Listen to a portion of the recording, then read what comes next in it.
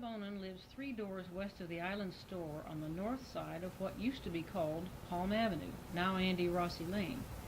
He has graciously agreed today, March 12, 1983, to reminisce about his earlier days on Captiva. What brought you to Captiva, Bob? I came here to visit Kent Curtis, who was a writer, as well as being a counselor at a camp I attended in northern Minnesota. Oh. And I came in October 1931. Was he living here then? Yeah, he rented a home here for many years, owned by a Captain Smith down on the shore north of Tween Waters, about 5 or 6 houses. However, Tween Waters was not in existence then. In 31, Tween Waters wasn't here? No, the place which later became Tween Waters was the home of Bowman and Grace Price, and he had come down here. Bo Price had come down here practically on a stretcher in order to have the privilege of living a little longer because he was very ill. He lasted 9 more years after he came here, and when I was here in 1931, he was perfectly healthy. He looked good. Oh, I didn't realize that. Was their house where the main lodge is now at Tween Waters? Yeah, well, it's changed now, but their cottage was out fairly close to what was then the road. Mm-hmm. Although there were 2 roads, really, yes, at that time. Yes, there were. And explain that, will you? That there were 2 roads? Yeah, there was a road that was the shore road. And incidentally, as I recall, the beach was at least 300 feet out beyond that. Then there was an inner road that ran right in front of the houses. I never did find out why there were 2 roads, but there were. Were either of them paved then? No, neither road was paved. There was a little bit of paving, as I recall it, on what was Palm Avenue. Mm-hmm. But that was about all I can remember of the paving. And how far did the road go? How far north did the road go? I think the road went up to Redfish Pass, that is, to that end of the island, but I can't remember that. But it turned on Palm Avenue. Yeah. And the road ran straight down the beach, and it turned where the Mucky Duck is now, which at that time was the Gulfview Inn. Gulfview Inn, that's right. And it was run by Jimmy and Signe Whiteman in 1931. They had it, and they took in a few boarders. When did they sell it to Blanks and Earlers? Because they ran it for a long time, didn't they? Yeah. Well, it was sometime prior to 1946, but I don't know the date. Could you stay at the Gulfview Inn? I think I think they took in a few boarders, but I can't be certain of that. I believe the only one that could tell you is Signe Whiteman, and she's still around, as I understand it, over on the mainland. Weren't some of those boarders kept halfway down on the south side of Palm Avenue? In those cottages? I think later on they were. In fact, when we came in 1946 for the first time, we stayed in one of those cottages, those row cottages. Well, back up then. You first came in 31. 31, now, that's right. What happened between 31 and 46? What happened between 31 and 46 is that there was a depression on, and I got married in 1932, and we had kids later on, and we were too poor to come to Florida until 1946. That sounds familiar. So then. Well, had you really fallen in love with it in 31? Is that why you were pressed to come back down? Or was there something about it that did something to you? I think so. I had very pleasant memories of the island, and so on the first trip we made as a family in 1946 to Florida, we stayed at Sarasota because that was more or less a center of a lot of things to do with kids, young kids. The circus world was there. Barnum and Bailey Circus, Ringling Brothers Barnum and Bailey Circus trained there, and we actually saw them training. And of course there were museums and various other things to do, plus Lido Beach, which is beautiful with white sand. And one day I said to the kids, would you like to ride down and see the island where I was when I was a young man? And they said yes, so we came down. And they fell in love with it immediately and insisted on our going back to Sarasota, picking up all our stuff, and coming back to Captiva, which we did, not realizing it was the height of the season. There was no place to stay. So we scouted every place we could along the road, and nobody had any vacancies. Finally, we stopped at the Gulfview Inn, and Louise Blank was there, and when she found out we were from Wisconsin, which of course Louise and Al Blank were from, she said, we will make room for you some way, and they did. So that sounds familiar. That was the beginning of our later association with Captiva, beginning in '46. If I may interject here, the first time I came over, two of us came from Miami, where we were working. There was no place to stay, but we were told that earlier that morning, Louise Blank had sent word to the ferryboat captain that she had a vacancy. So of course we came to Louise immediately. Well, by that time it was long gone. And she sent us to 3 or 4 other places, all of which were gone. And since my friend was also from Wisconsin, and I spoke German at the time, and Louise was a German from Wisconsin, we spent the night on her living room couch. And she proceeded to mother me from that moment on. What changes did you see when you came back in '46 from what it had been like in '31? Very few. There were very few changes. There hadn't been much building that I could see.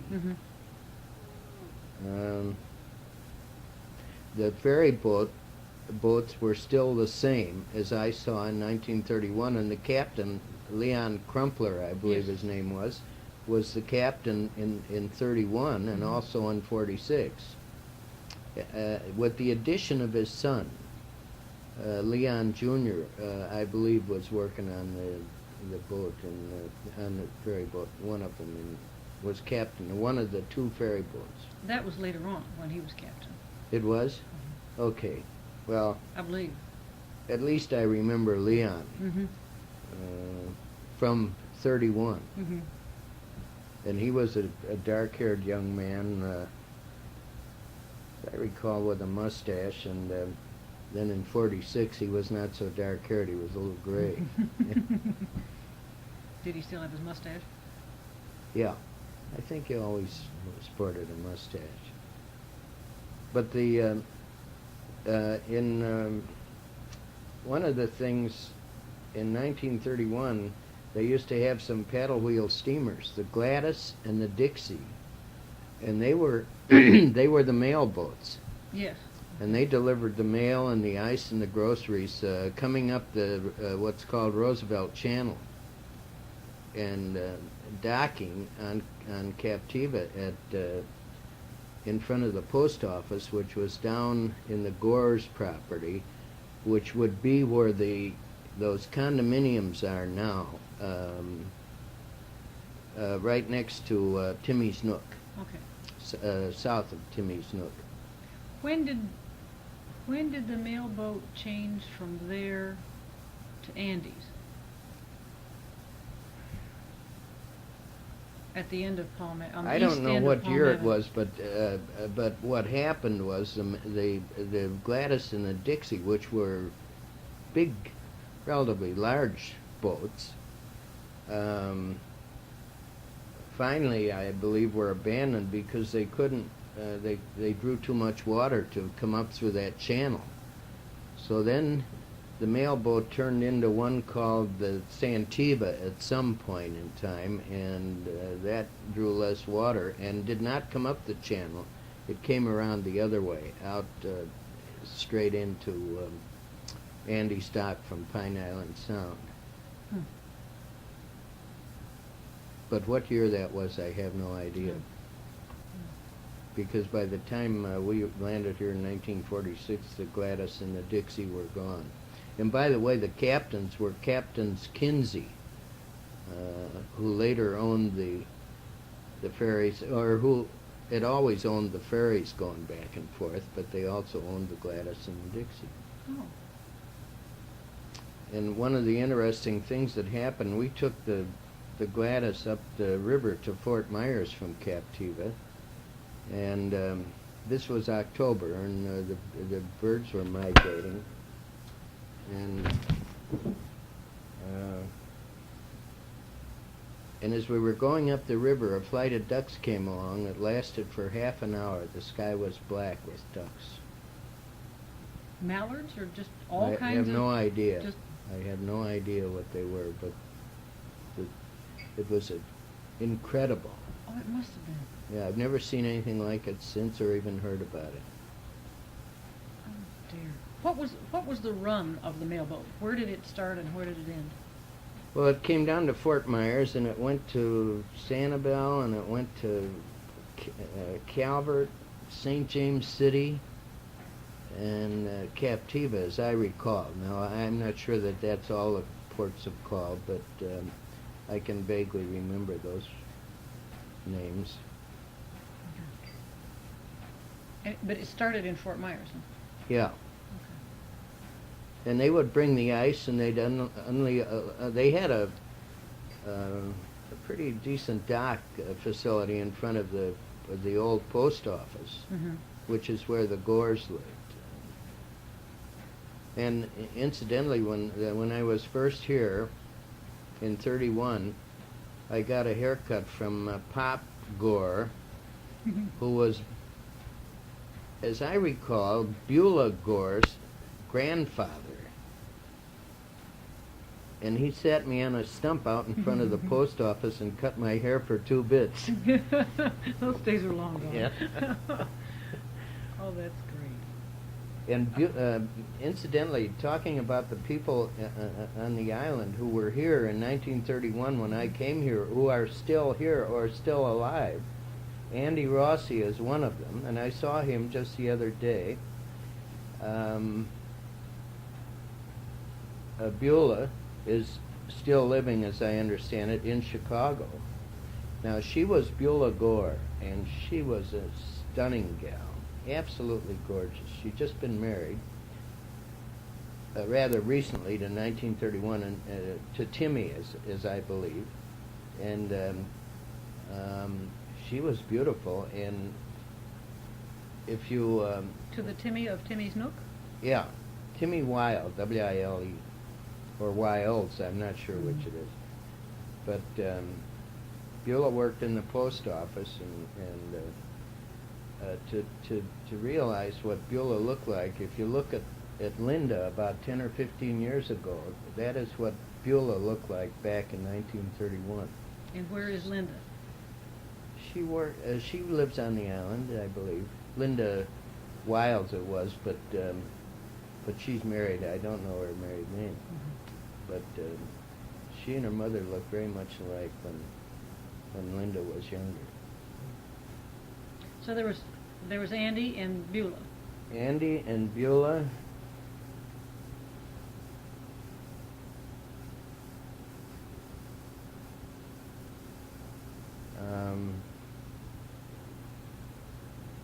That's all I can remember at the moment. Was Ina here then? No. If she was, I wasn't aware of it, but it seems to me Ina told me they came much later than 1931. Well, the first time apparently they were here in 34 from an interview that Ina gave to Marion Chapman a while back. They camped somewhere on the beach, Ina told me.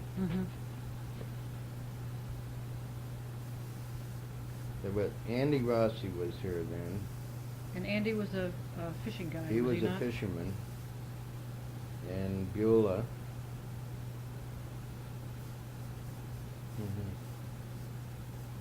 Some of the other people that I knew at the time were Harry and Clara Strand. You remember Clara ran a gift shop? Yes, I certainly Well, do. back in 31, Harry was a fisherman and having a very difficult time existing. And but he had a fishing boat on which he took people out for day fishing or charters.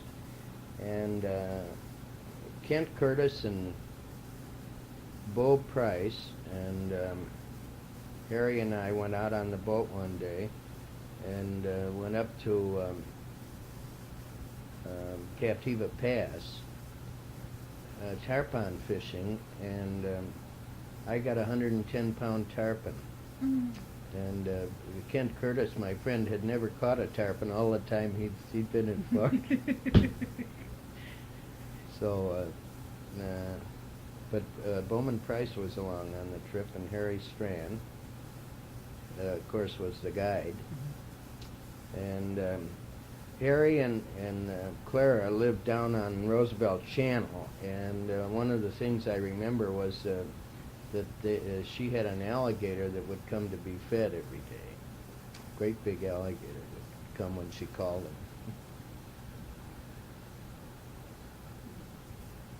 Now the store, the island store at that time was not in existence.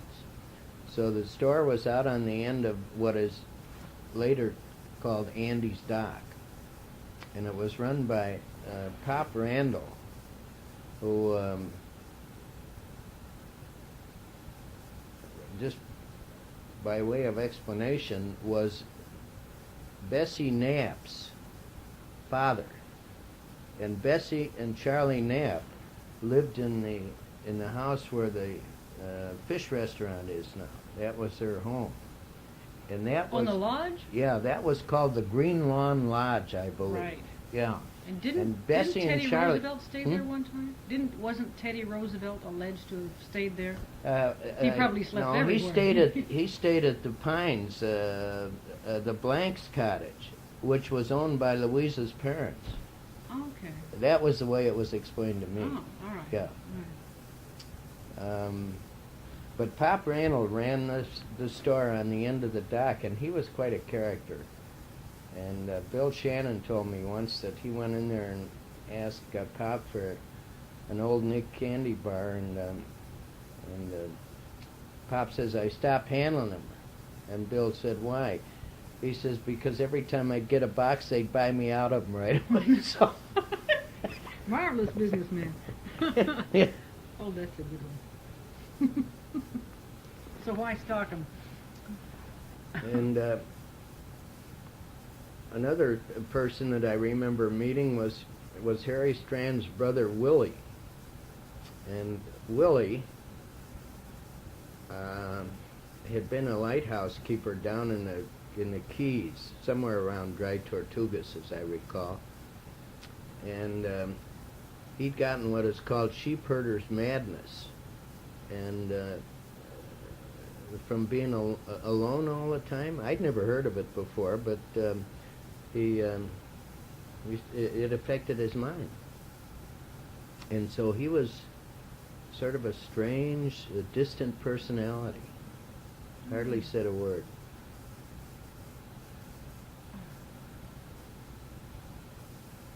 Just trying to think of some of the other people. Carl Dickey was here then.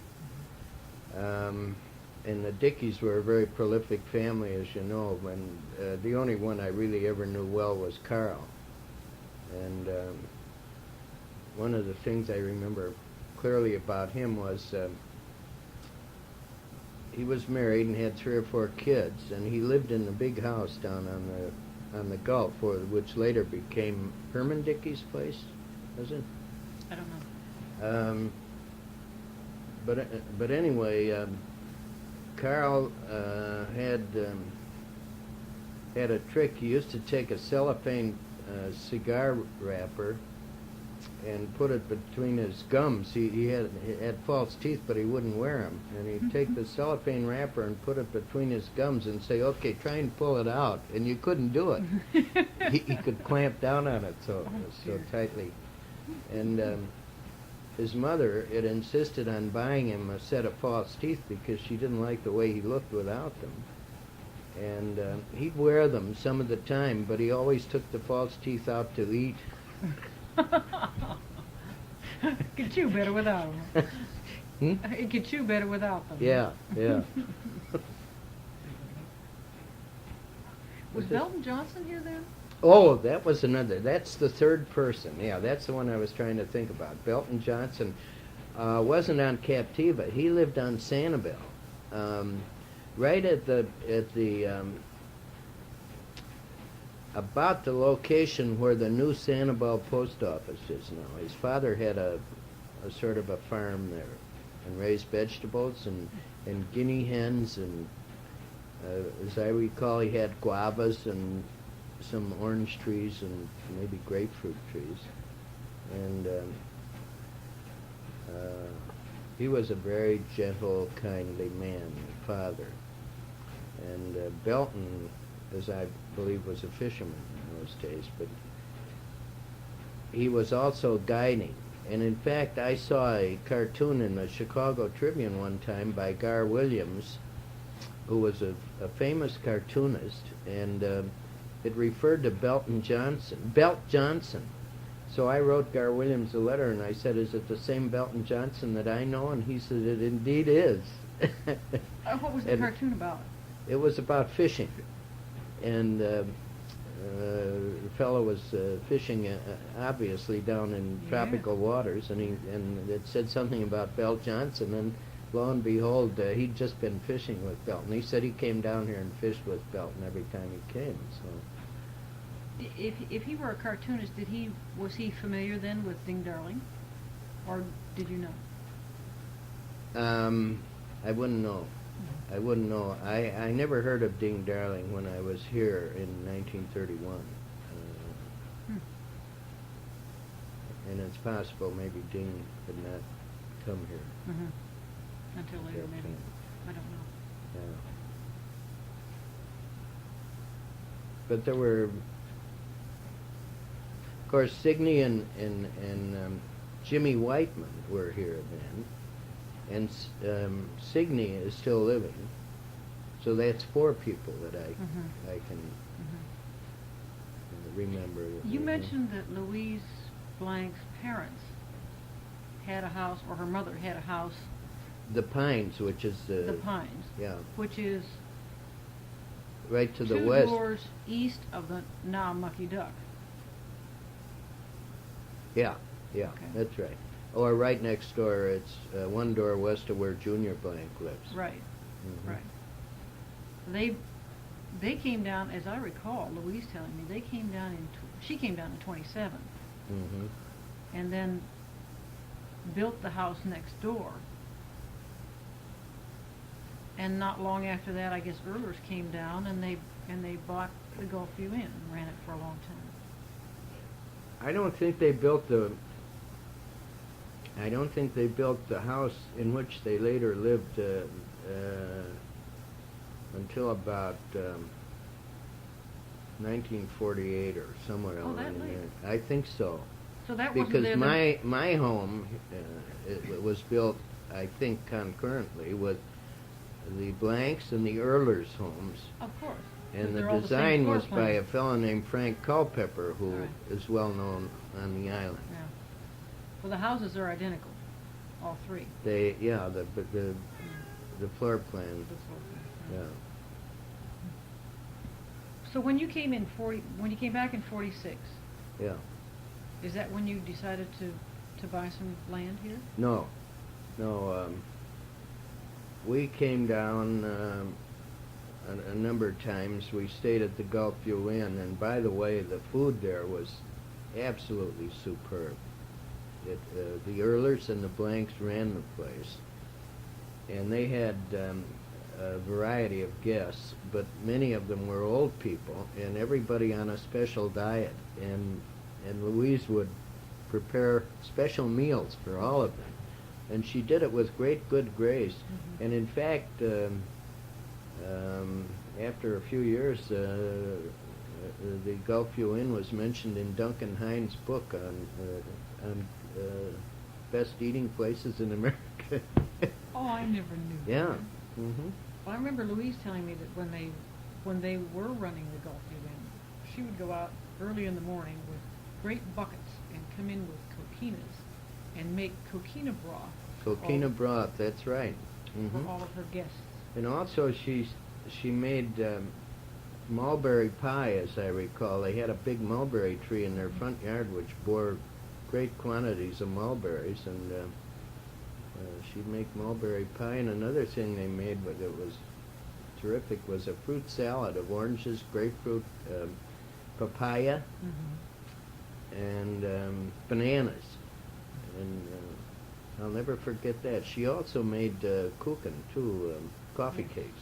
Stullen. Or Christmas Stullen. time. Yeah, well, yeah, okay, Stullen. And that was good. And she baked. And hardtack rolls. Oh. They break the bread. They bake their own bread, Mm-hmm. and the food was spectacular. And of course, you sat there and you looked right out on the Gulf. But at that time, the building had not been moved back twice. No, no. And wasn't there a cement or a stone wall around that property? I can remember the first Yeah, time there was a coming cement down. wall down at the Gulf with some Yes. stairs going down. Yes. Yeah. Mm-hmm. But that front lawn to the Gulfview Inn was I don't know, a couple 100 feet deep, wasn't it, before you even came to the building? Oh yeah. You mean to the beach? No, to the end of that stone wall. Right. And then Yep. the beach was beyond Yeah. that. Right. Mm-hmm. Because I can remember walking around that stone wall. As I but that recall, there was were at much least later. 3 rows of casuarinas or Australian pines before you Right. got to the beach. Right. And the Yeah. road in between each row of trees, Yeah. as you said. Well, 2 roads. The outer road, which was Right. on closest to the shore, then Mhm. the inner road. Mhm. However, the inner road didn't extend down as far as the Gulfview Inn. It stopped short of the last house. It stopped short of Belton Johnson's place, as I recall. Oh. And I can't remember Belton's place when I was here in 31, but it was there, I'm sure. Mm-hmm. When did you decide to stay here? To build here? Oh, well, we were here in we came here almost every year after 46. And you stayed in the Pines? Yeah, we stayed in the Pines. We several times Louise wasn't able to accommodate us, and so we stayed down at Mrs. Mitchell's place on Blind Pass. Mm-hmm. And incidentally, Blind Pass was open at that time, and Harry Strand, I recall, would take his boat out through Blind Pass. In fact, we went out through Blind Pass when a number of times on his boat. Mm-hmm. And in those days, of course, they had a rickety old wooden bridge. And I believe the same bridge was there when we came back in 1946. Mm-hmm. It was later built. It was replaced in roughly about, they built it in 1955, I think. But it wasn't hooked up right until maybe 57. They didn't make the approaches to it. They had the bridge built, but not the approaches. And the wooden bridge was on one side or the other of it then? So you could get across? Yeah, the wooden bridge remained in place. Mm-hmm. Now, Bailey's store was in existence, and of course it has been for many years, but it was down in 1931, and also in 1946 it was down on Tarpon Bay. Now down the Old Bailey Road, right? Yeah, down the Old Bailey Road. And Francis Bailey's uncle and father, I believe, were the two principals in the store. I remember them. I remember them quite well. Hey, Barbara, editor's note, those are cats. Just in case you're wondering. Yeah. Is that where you did your shopping? Mhm.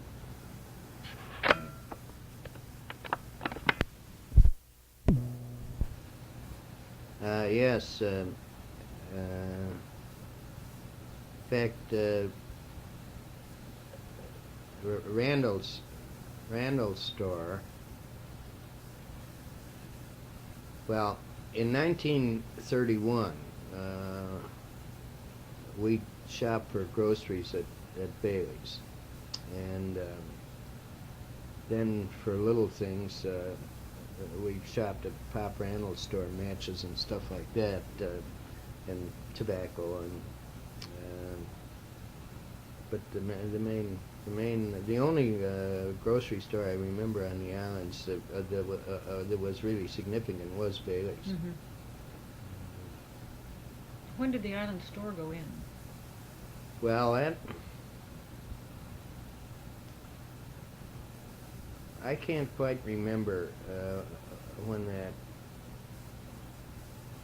that was. Ina Watson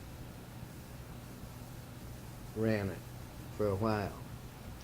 Then later on, Parker Mills bought it, and or ran it, and then he bought it finally from Ding Darling, who owned the building. And I believe when we came, he was running it when we were here in 1950. And when he started, I don't recall. I don't know. But one of the things that was interesting was, and most people are not aware of it, there was a restaurant in the island store. That's where we ate, and that was before May and Bill Shannon started the Sunshine Restaurant, which is where the Captiva Inn is now. May Shannon made the best key lime pie of anybody on the island. And she also made a fresh banana pie that was super. And of course, my kids were great dessert eaters, and they will never forget those. The cooking. And another thing they had that was when Margie Spang worked there. Hmm? Margie Spang came in. Let's see. May and Bill started the Sunshine Restaurant in 1951, I believe.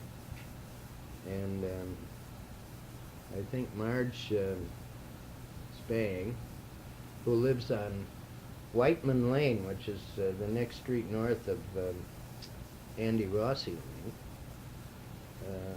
Margie Spang came shortly thereafter, I believe. She told me the other day what year it was she came here, but I can't recall. But she was a waitress, and the Sunshine became the popular island restaurant, and about that time they stopped serving food at this island store. Somewhere along there. They weren't, as I recall, there wasn't any competition between the two. One stopped and the other one started. No, I could be wrong about that. You mentioned that you recalled a lot of people coming down, famous people, well-known personalities. Oh yeah, the Ann and Charles Lindbergh were here relatively frequently. They were here during World War II, for one thing, and stayed on the island because the reason I know that is because in his diary or journals, he talks about Captiva and coming here and how much they loved it. And of course, she wrote Gifts from the Sea. Gift from the Sea, and they were staying at that time, or she was staying at the building that's now the home that's belongs to the Robs, which is right at the turn before the post office. Robert Frost was a frequent visitor here, the New England poet, who wrote, among other things, Mending Wall. And Albert Spaulding, who was a well-known violinist and who played on radio for the Coca-Cola Hour and did his own announcing, lived here on the island, and his widow was here. Maybe she may still be, for all that, but I haven't heard of her for years, so I don't imagine she's alive yet. But one day I was in the post office and I heard this mellifluous voice, and I turned around, and sure enough, that's who it was. And he was an heir to the Spaulding Sporting Goods Company family fortune in some way, I believe. But he made his own way in the musical world. Nice little machine.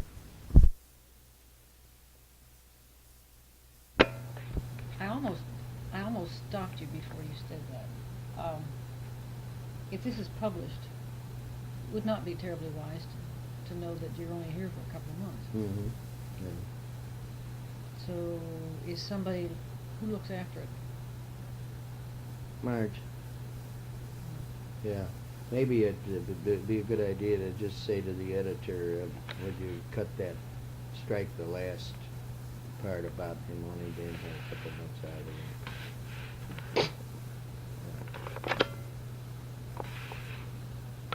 Barbara, for the sake of security, you might strike that last sentence about Bob's only being down here for a couple of months. Thank you. The most famous gathering place on the island was Andy's Dock. Everybody went there. And it was a combined bar, restaurant, fishing supply store. Andy had all kinds of baits and lines, and it was a great place. And we spent 9 Christmases here with our children, and of course spent 9 New Year's Eves at the dock. At Andy's. And that was the gathering place. Oh. And that was great fun. And that was a colorful place, too. Hmm? That was a colorful place. Yeah. And Desi, her name was Dessa, D-E-S-S-A, I believe was the correct spelling of it. And she was Andy's wife, and they had at least 2 kids, Charles and a daughter that I recall. Very striking, attractive girl, by the way. And Dessa cooked.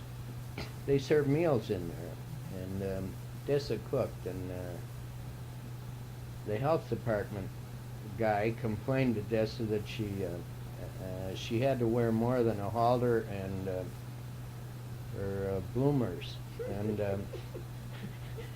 and she said, "You get the hell out of here," and she quit serving food. That's right. Right then and Right there. then and there. I was told this, and I assume it's true. I never saw her in anything other than a halter and bloom. Yeah, that's what she wore. But she was a dear soul. One of the sweetest people I've ever known in my life. I never heard her say an unkind thing about anybody, ever. And Timmy Weil told me that Desi Rossi was one of the most beautiful women he'd ever seen in his life when she was younger.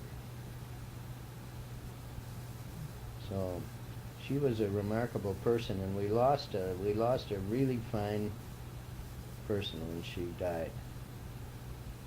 When was that?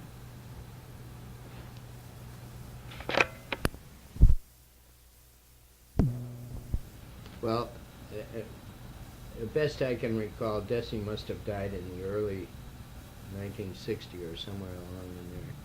And about that time, On November 22nd, 1963, my wife and I were driving across the causeway for the first time. We had stopped in Fort Myers at the Patio Fruit Shop, and I was sitting outside. My wife had gone in, and I turned the radio on, and all I could hear was confusion. And then they announced what was going on, that President Kennedy had been shot in Dallas. And so I kept the radio on, and we drove down to the Punta Rassa, and for the first time went on the causeway.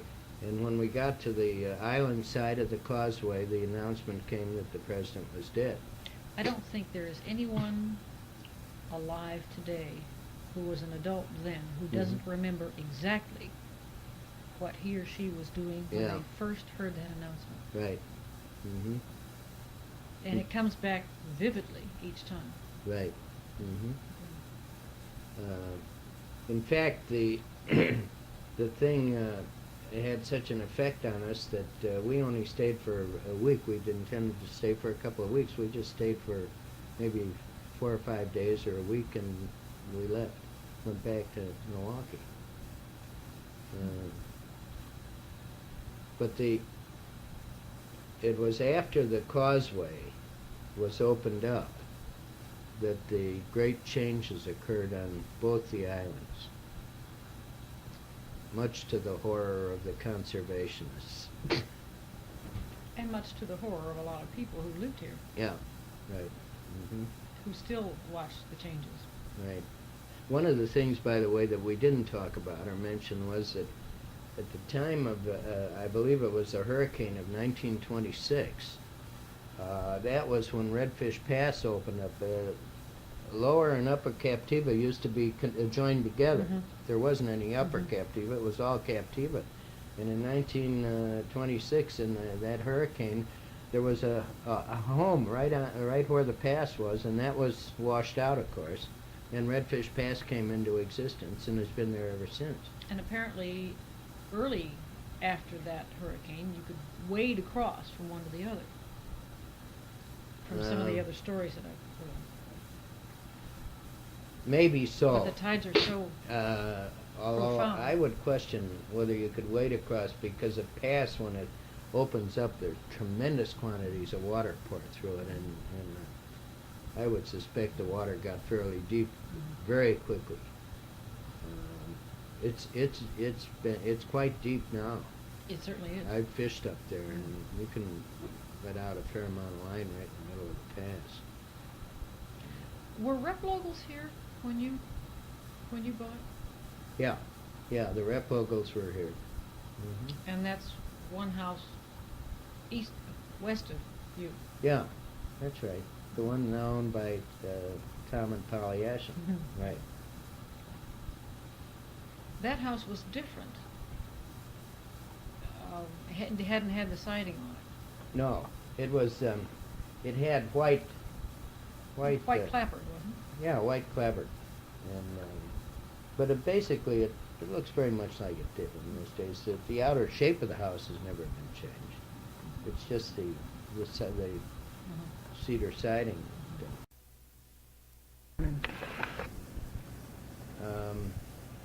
As we were remarking, the causeway has caused a great deal of change in the island, and the real estate developers really went to work, and much to the horror of a lot of people. And one of the things that I noticed is that I used to have painted bunnings come to my bird feeder every day. And all I'd have to do is get here and fill the bird feeders up, and the bunnings were there. Yeah, the prettiest bird we have here in Florida. There are no more bunnings anymore. I haven't seen them for 5, 6, 7 years.